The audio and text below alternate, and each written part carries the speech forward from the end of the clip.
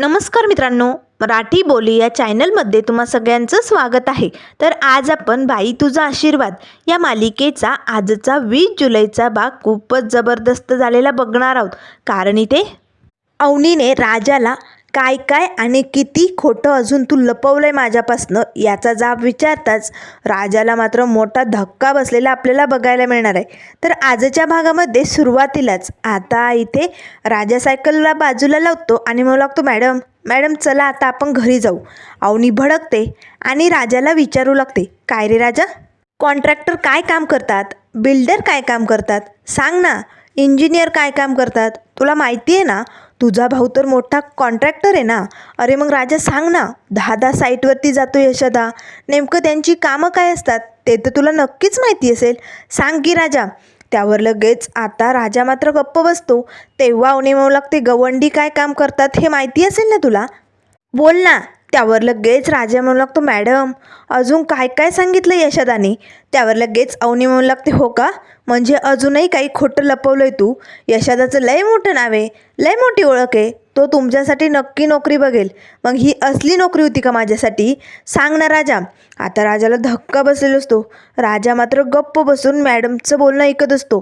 तेव्हा अवनी म्हणू लागते, राजा अरे का फसवतोस आणि का माझ्याशी खोटं बोलतो. हे बघ, मी तुझ्यावरती विश्वास ठेवून या तुझ्या घरात राहते, फक्त तुझ्यावरती विश्वास आहे म्हणून मी माझं घर सोडलंय आणि तू मला फसवतोय राजा, माझ्याशी खोटं बोलतो. काय मिळालं तुला माझ्याशी खोटं बोलून, सांग ना. त्यावर लगेच राजा म्हणू लागतो, मॅडम हे सगळं मी मुद्दामून नाही केलं हो, या खोटं बोलण्यामागे काहीतरी कारण होतं. त्यावर अवनी म्हणू लागते, हो, या सगळ्यामागे काय कारण असणार आहे, का बोलला तू खोटं असं सांग ना.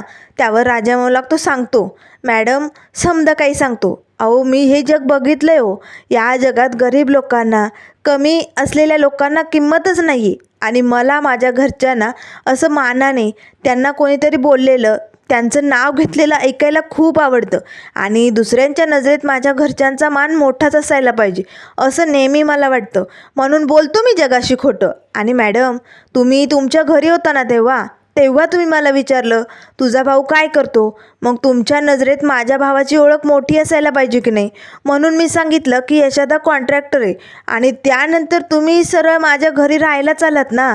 आता मला कुठे माहिती होतं की तुम्ही माझ्या घरीच येणार आहात डायरेक्ट इन्व्हेस्टिगेशन करायला, त्यामुळे मग मला खोट्यावर खोटं बोलावं लागलं. खरंच हे सगळं मी का करतोय माहिती आहे, कारण माझ्या कुटुंबातल्या लोकांना आजवर कधी मानच मिळालं नाही हो मॅडम. अण्णांना मी लहानपणापासून बघतो, अण्णांविषयी कधीच कोणी चांगलं बोलत नाही आणि माझ्या भावंडांनाही कमीच लेखतात लोक, त्यामुळे त्यांचा मान जगाच्या नजरेत मोठा व्हावा, त्यांचं नाव मोठं असावं म्हणून असं खोटं बोलतो मी लोकांशी. कधी कधी खोटं बोलल्याने काय होतं, माझ्या भावाचा मान वाढेल म्हणून हे सगळं केलं आहे मी. त्यावर लगेच अवनी म्हणू लागते, राजा यशोदा गवंडी याचा प्रॉब्लेम नाहीच आहे. अरे पण तू मला फसवलं, खोटा इंटरव्ह्यू घेण्याचं ठरवलं, हे सगळं खोटं करून काय मिळालं तुला, तू माझी फसवणूक करतोय. त्यामुळे राजा तू निघ, आता मला तुझ्यासोबत यायचं नाही आहे, कारण अजून तरी तू काय काय खोटं लपवलं आहे याची मला आता दाट शक्यता यायला लागली आहे. त्यावर राजा म्हणू लागतो, नाही मॅडम, यशोदाने सांगितलं ना तुम्हाला खरं खरं, मग प्लीज आता घरी चला ना. त्यावर अवनी म्हणू लागते, तुला जायचं तर तू जा, आता मला नाही यायचं आहे घरी. आता अवनी लगेच रिक्षा थांबवते. आता अवनी रिक्षात पटकन बसते. तेव्हा राजा म्हणू लागतो, मॅडम थांबा, मॅडम कुठे चाललाय तुम्ही, हे बघा रागाच्या भरात कुठे जाऊ नका, मॅडम ऐका कुठे चाललाय तुम्ही. त्यावर अवनी म्हणू लागते, अमेरिकेला. आता ते रिक्षावाले काका अवनीकडे बघतात. तेव्हा राजा म्हणू लागतो, अमेरिकेला, ओ मॅडम काय बोलताय तुम्ही. त्यावर अवनी म्हणू लागते, का तुला खोटं बोलता येतं, मला नाही येणार का. तेव्हा लगेच रिक्षा चालू होते आणि अवनी आता तिकडनं निघून जाते. राजा तिच्या पाठोपाठ धावू लागतो. राजाला मात्र फुल टेन्शन आलेलं असतं. तर इकडे पानूच्या गॅरेजवरती आता पानू या पायलीवरती खूप ओरडलेलं असतो, त्यामुळे पायली आता तिथेच खाली मांडी घालून बसते आणि जोरजोरात भोंगा सोडते, खूपच जोरजोरात रडायला लागते. पानू आणि संब्या तिच्याकडे एकटक बघत असतात. तेवढ्यात आता गॅरेजमध्ये गाडीवरती काही माणसं येतात. ए पोरी, अगं काय झाले तुला रडायला, तू का रडतेस. पायली आता ढसाढस रडता रडता सांगू लागते, बघा ना या पोराने मला.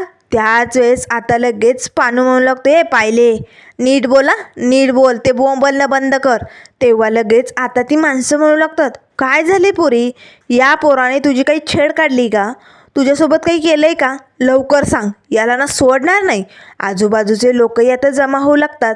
तेव्हा लगेच आता त्यातला एक व्यक्ती म्हणू लागतो, अरे दिसतानीच गुंड दिसतोय हा.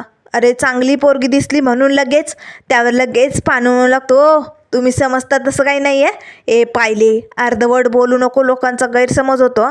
सनकी डोक्याचे पाहिले, खरं खरं बोल लवकर. तेव्हा लगेच आता पाहिले म्हणू लागते, हा जो पोरगा आहे ना, याने त्यावर लगेच आता पानू म्हणू लागतो, पाहिले पूर्ण बोल, नाही तर गर्दी वाढायला लागली आहे. पाहिले, उगाच लोकांचा गैरसमज होईल. नको नको ते बोलू नको, पाहिले स्पष्ट सांगून टाक. त्यावर लगेच आता त्यातला एक व्यक्ती म्हणू लागतो, दिसतातच गुंडाळ लोक. पोरगी दिसली की लगेच तिच्या वाटेला जायचं. मला माहिती आहे ना, नक्कीच यांनी काहीतरी केलंय. त्यावर लगेच सांब्या म्हणू लागतो, गप्पा बसा, तुम्ही समजता तसं काही बी नाही आहे. त्यावर लगेच आता पाण्या म्हणू लागते, पाहिली आता सांगतेस की नाही?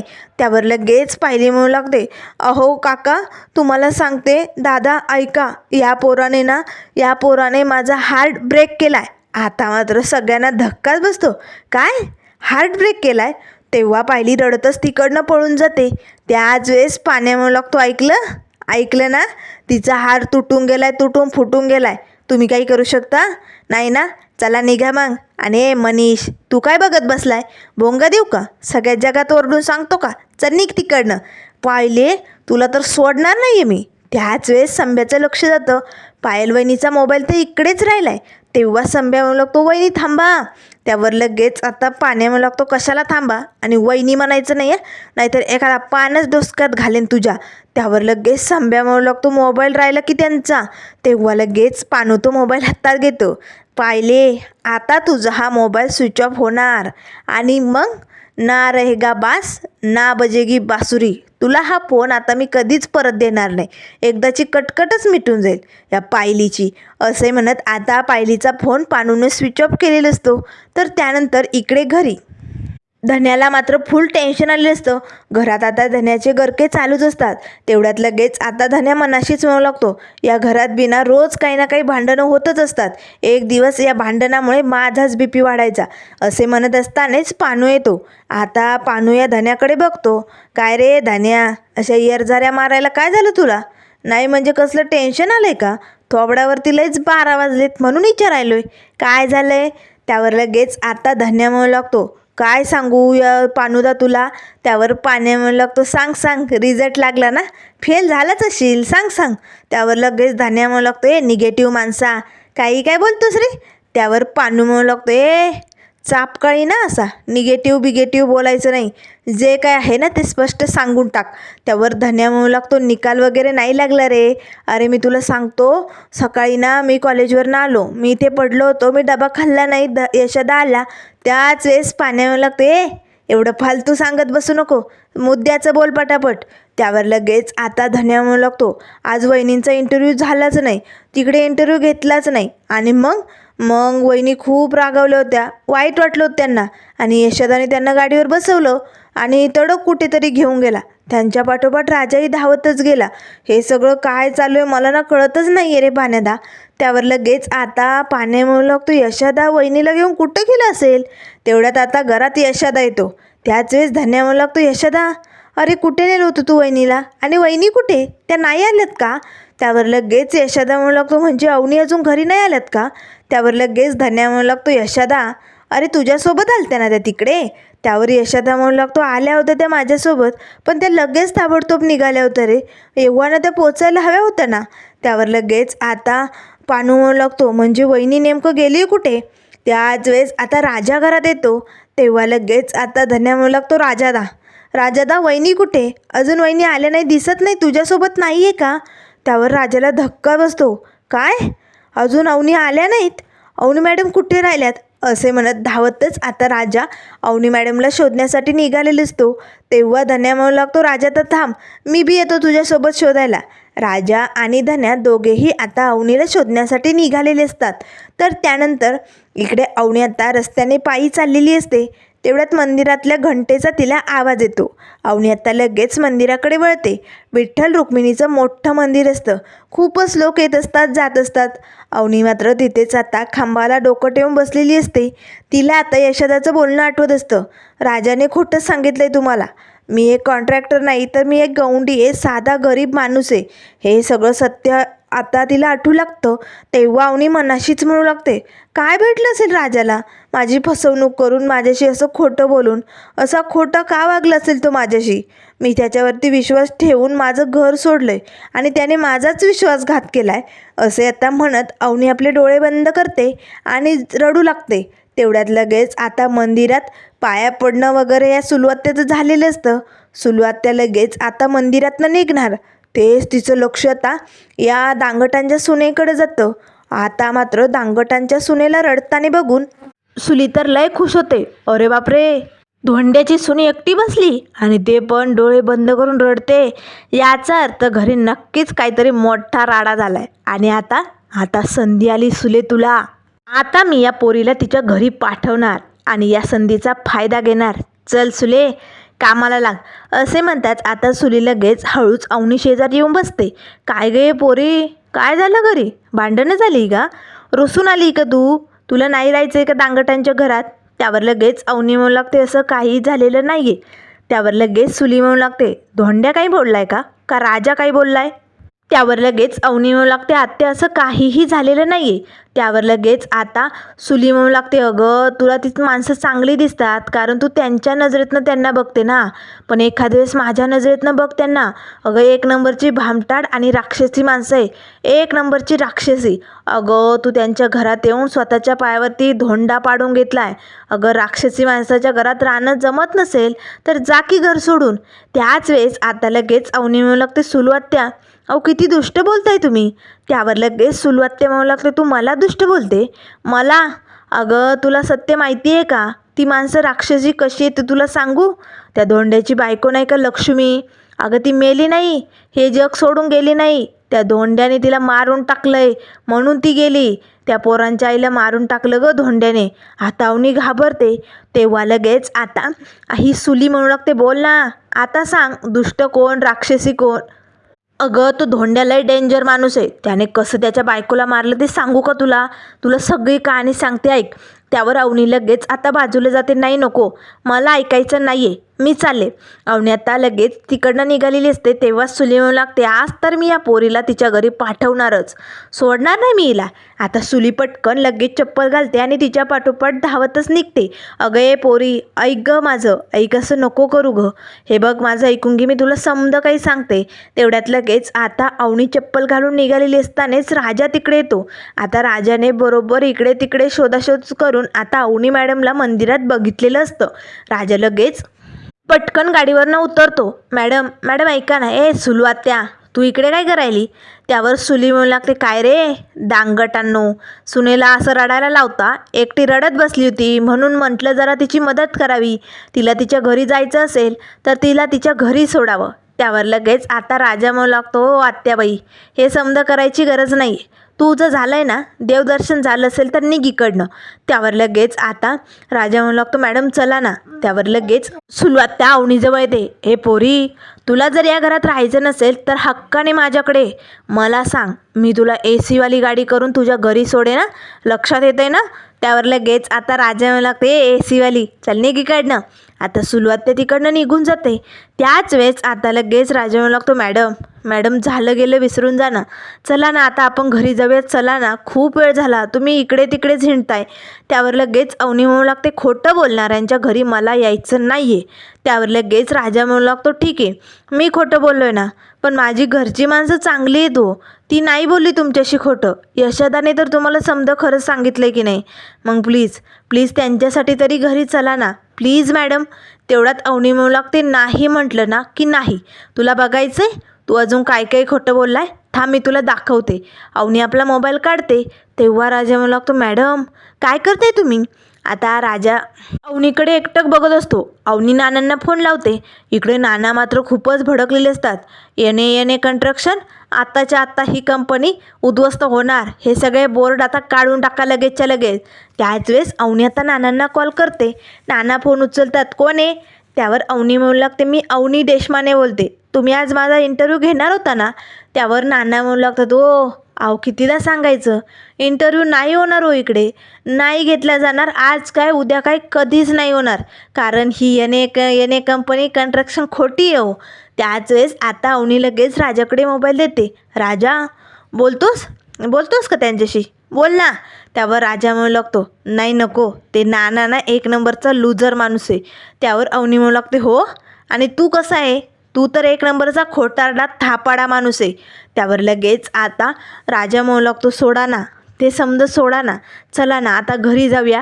तेव्हा अवनी म्हणू लागते, शक्य नाही आहे, मी तुझ्यासोबत कुठेही घरी येणार नाही आहे, तुला जायचं जर तूच जाऊ शकतो. तेवढ्याच समोरनं धावतच धन्या येतो. वहिनी वहिनी तुम्ही इथे होता, मी सगळीकडे शोधलं वहिनी, दम लागलाय मला पार. शेवटी मी देवाचं दर्शन घेणार होतो आणि माझी वहिनी मला भेटू दे असं म्हणणार असतानाच देवाने बघा तुमची आणि माझी भेट घडवली. मी पटकन पाय पडून आलो, देवाचे आभार मानतो. चपलेवरती लक्ष ठेवा बरं का. आता धन्या देवाचं दर्शन घेऊन येतो. तेव्हा लगेच आता राजा हळूच आता मॅडमला म्हणू लागतो, मॅडम एक रिक्वेस्ट होती, प्लीज आता धन्यासमोर काही बोलू नका, प्लीज आता घरी चला. तेव्हा अवनी म्हणू लागते, हो म्हणजे आता तुझ्यासारखं खोटं मी पण बोलायचं का.